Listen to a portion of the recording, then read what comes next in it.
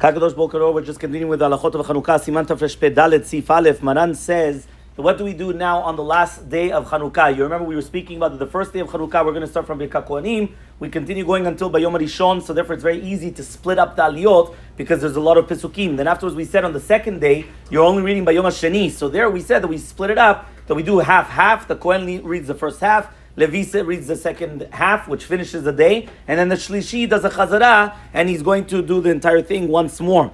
On the last day of Hanukkah, we're going to start from Bayom HaShemini, which is the 8th day of Hanukkah, and we finish the entire Seder of the Nesiim, and we continue going the Parashat Rishonah Be'alotecha, right, until Kenasat HaMenorah, which means that we start the first part, which speaks about the Menorah, which speaks about Be'alotecha Tanerot. So therefore, the last day, obviously, also, there's going to be very easy to split up the Aliyot, because there's a lot of days. There, all of a sudden, you have Bayom HaShemini, Teshiv, right, you continue going 9, 10, 11, 12, and then you continue, right, with the last part of the Maftid, and then you go on to the first part of the Rishon of Parashat Be'alotecha.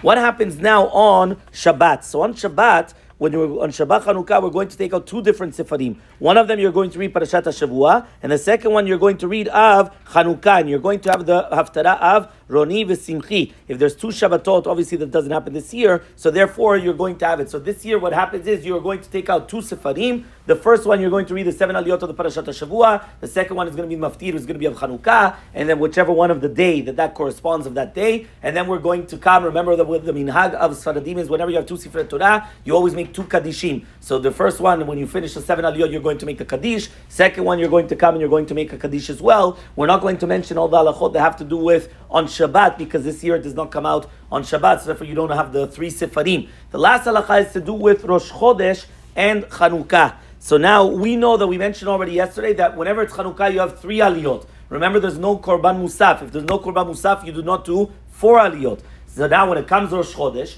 you have Korban Musaf, but it's not Asur B'Melacha, so you only have 4 aliyot. So how do you do it? So what we do is that we always take precedence. Remember that whenever Tadir Rishon Tadir Kodem, Rosh Chodesh is no more Rosh Chodesh than Hanukkah. Forget about the 2 days and 1 day, because even if it was only 1 day, there's going to be 12 Rosh Chodashim, right? And there's only going to be 8 days of Hanukkah. So therefore, what happens is that we're always going to first start with the Aliyat Torah of Rosh Chodesh. And then what happens is you read 3 of Rosh Chodesh, and the last Aliyah you're going to come and you're going to read of Hanukkah. You will only though make the Kaddish at the end of the 4th Aliyah, even though here you are coming and switching from one Sefer Torah to another Sefer Torah. And the reason why is because whenever you do not finish the Aliyot of the day, which means whenever you do not finish the obligation of the Aliyot of the day, here the obligation is 4 Aliyot. You didn't finish 4 aliyot. You only did 3 aliyot. So therefore, you never do a kaddish. That is why whenever you have 3 Sifrei Torah, and the first Sefer Torah, you're only reading 6 aliyot, right? And then you're going to have, for example, the Parashat HaShavua. Then the 7th one, you're going to come and you're going to do the Rosh Chodesh, and then you're going to do the last one, which is going to be of Hanukkah.